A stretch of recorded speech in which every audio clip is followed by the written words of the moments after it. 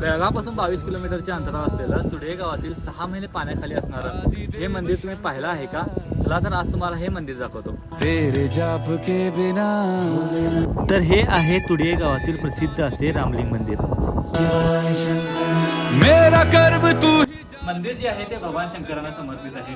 मंदिराच्या मुख्य गाभाऱ्यामध्ये सुंदर असं दगडी शिवलिंग आहे. या मंदिराचा साधारणतः 98 वर्षाचा इतिहास आहे आणि हे मंदिर तुडे गावाचे ग्रामदैवत म्हणून ओळखले जाते. दर सोमवारी इथे ग्रामस्थ आणि वेगवेगळ्या भागातून भक्त येथे देवाच्या दर्शनाला येतात.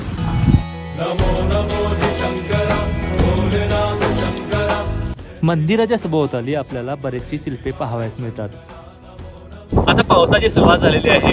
या मंदिराच्या सभोवताली पाणी भरण्यास सुरुवात झालेली आहे. आता काही दिवसातच हे मंदिर पुन्हा पाण्याखाली जाणार आहे. तर कसं वाटलं तुम्हाला हे तुडे गावातील रामलिंग मंदिर? आवडल्यास नक्की लाईक करा आणि आमचं पेज फॉलो करा. धन्यवाद.